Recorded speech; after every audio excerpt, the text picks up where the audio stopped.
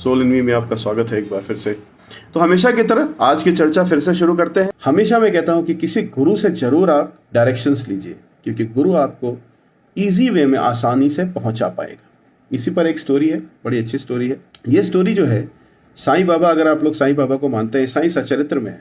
बड़ी अच्छी स्टोरी है, मुझे बड़ी अच्छी लगती है कि साईं सचरित्र में साईं बाबा कहते हैं कि एक बार क्या हुआ कि 4 मित्र थे और चारों मित्र जो थे वो उनको अपने ज्ञान पर बड़ा अभिमान था कि मुझे पता है जीवन कैसे है, क्या करना है, कैसे क्या जीना है, क्या कर सकते हैं। ये उनका अभिमान था और चारों बहुत ज्ञानी भी थे।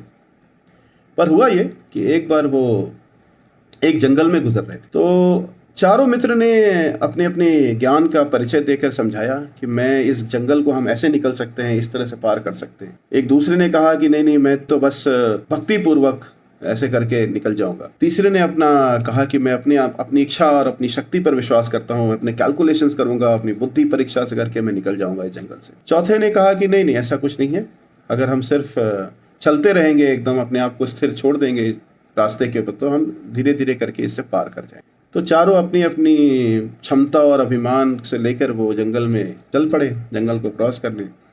पर हुआ ये कि वो भटक गए रास्ते में, और भटकते भटकते फिर एक ऐसी जगह पे, एक सुनसान जगह पे दोबारा मिले।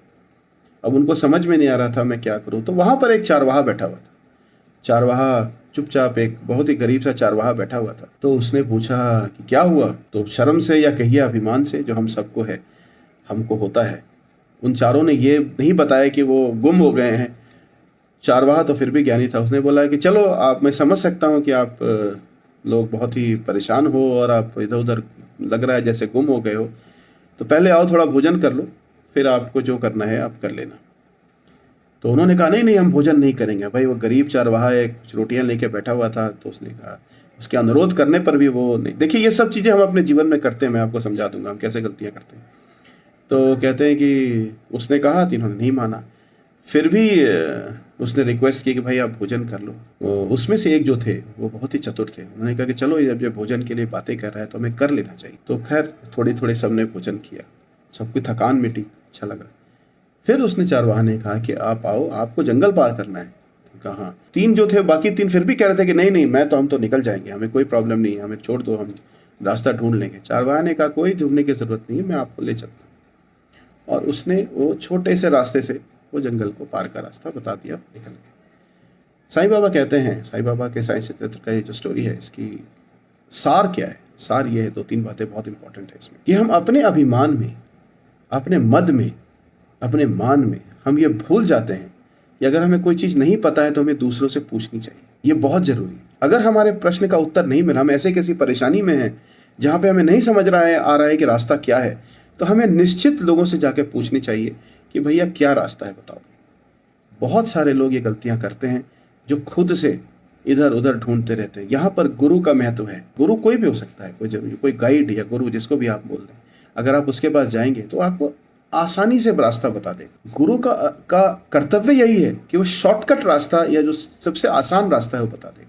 वरना आप उस जंगल के अंधकार में, भीड़ में, जंगल में जितने भी आपके जानवर और ये, इन सब में जूझते रह जाएंगे उन परेशानियों में। और आप, नहीं हो सकता हो कि आपको जानवर खा भी जाए, या फिर आप नहीं निकल पाए, या निकलने की स्थिति तक नहीं पहुंच पाए। पर अगर आप उस चारवाहे नामक गुरु के पास, अगर आप उसकी बात मान लें और आप अपने अभिमान को छोड़ के उससे समर्पित हो जाएं, तो वो आपको बहुत आसानी से रास्ता पार करा देगा। पहली चीज़ ये। दूसरी चीज़ ये कि जब आप जीवन जीते हो तो सामने वाले के ज्ञान को, उसके कपड़े, उसके हाव भाव, उससे नहीं। आप जब आपके गुरु, आप बहुत सारे लोग गुरु के पास, गुरु ढूंढते हैं या गुरु के पास जाते हैं, या गाइड रूपी ही गुरु आपके पास कोई है, तो आप ये मत सोचे कि आप बहुत बड़े आदमी बन गए हैं, आप बहुत ज्ञानी हो गए हैं। बहुत सारे लोगों को यह अभिमान प्राप्त हो जाता है, मैं बहुत पैसा वाला हो गया हूँ, बहुत ज्ञानी हो गया हूँ, अब मैं किसी के पास क्यों जाके पूछूं, मैं किसी के पास जाके हाथ क्यों जोड़ूं। ये आप बहुत बड़ी गलती कर रहे हैं। ये अभिमान अपने अंदर कभी ना लाएं। हर से आप सीख सकते हैं, हर कोई आपका गुरु हो सकता है। आपको पूछने में और जानकारी लेने में कभी भी शर्म नहीं करनी चाहिए। ये साईं सचरित्र के स्टोरी का एक ये पार्ट है। तीसरा, भोजन इस संसार का ब्रह्म है। देखिए, ये आप भागवत पुराण में भी पढ़ेंगे, बहुत सारे जगह पे भोजन को ईश्वर ने ब्रह्म माना है। अगर आपको कोई भोजन, ये साईं बाबा भी कह रहे हैं कि अगर आपको कोई भोजन कि अनुरोध करता है कि आप मेरे साथ भोजन करें, तो उसके साथ थोड़ा सा जरूर खा लें। कभी भी अनुरोध को अस्वीकार ना करें।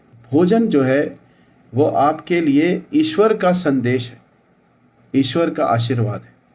जब भी आपको भोजन प्राप्त हो आप करें। अच्छा, ये भी आपको एक बात बताता हूँ, बहुत सारे लोग व्रत करते हैं, व्रत करना चाहिए आपके हेल्थ के लिए, ये बहुत इंपॉर्टेंट है।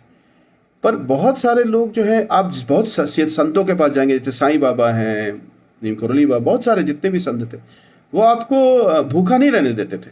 उनकी एक अद्भुत सभी संतों की लीला रही है। वो आपको व्रत करने नहीं देते, वो कहेंगे कुछ खा लो। इसके पीछे भेद है। जब शरीर में भोजन रहेगा तो मन स्थिर रहेगा, तो आप अपना ध्यान ईश्वर के भक्ति में लगा सकते हैं। व्रत करने से आपके स्वास्थ्य के लिए बहुत इंपॉर्टेंट है। अगर आप हेल्थ, आपका तबीयत ठीक नहीं है, तो व्रत करने से क्या होता है कि जो आपके अंदर की जो केमिकल रिएक्शंस हैं वो थोड़ा शांत होते हैं, आपकी पाचन क्रिया जो है वो तंदुरुस्त होती है, तो आप बहुत सारे परेशानियों से निकल जाते हैं। पर ईश्वर भक्ति के लिए व्रत करने की कोई जरूरत नहीं है। ईश्वर भक्ति के लिए मैंने नहीं देखा है कोई भी संत आपको कहेगा कि आप व्रत करो। आप खाओ, अच्छे से खाओ और खाकर आप पूजा। व्रत स्वास्थ्य के लिए करो, अपने स्वास्थ्य के लिए व्रत करो, वो ठीक है, वो बहुत जरूरी भी है।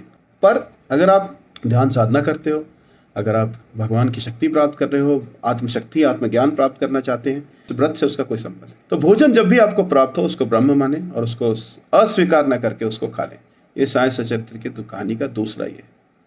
और तीसरा जो सबसे इंपॉर्टेंट बात है कि जब आपके पास कोई गुरु हो या कोई ईश्वर हो, तो उसकी क्षमता पर संशय ना करें, उस पर संपूर्ण विश्वास करें, वो आपको निकाल देगा।